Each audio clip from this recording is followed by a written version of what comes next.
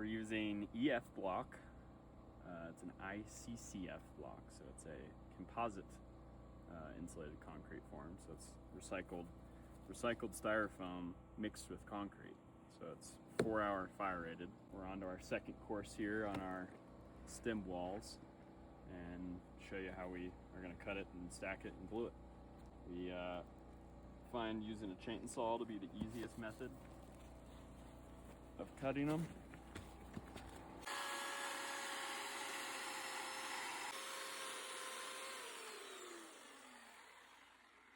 You can see what that's like a cut looks like. So you can see the styrofoam a little better on cut pieces, but it's just all the little styrofoam balls mixed with concrete and then formed into its shape.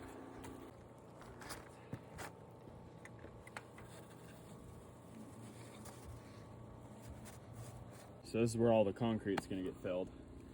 So we have rebar in specific locations, and then we'll put more rebar in as we're stacking. But like for example, this is our garage column.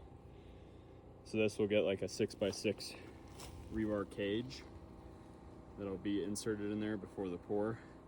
So that's why we cut out that column a little wider, so it's a more sturdy column. And then the rest of them are just these standard 6-inch columns. There's a gap here that all gets filled with concrete. So then you pretty much have like a lattice or like a web of concrete and rebar, and that's where you get the actual structural integrity from. The block is really just the insulation and the form for the concrete.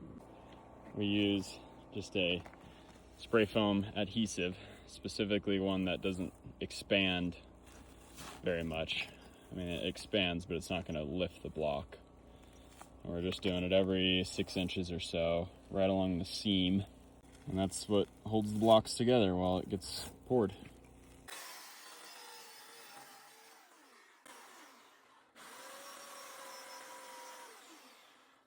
So is that big gap for another like garage pillar? Yep.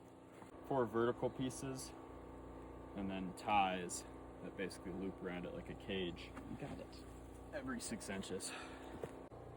Okay, so we just did that whole row in like half an hour. Yep.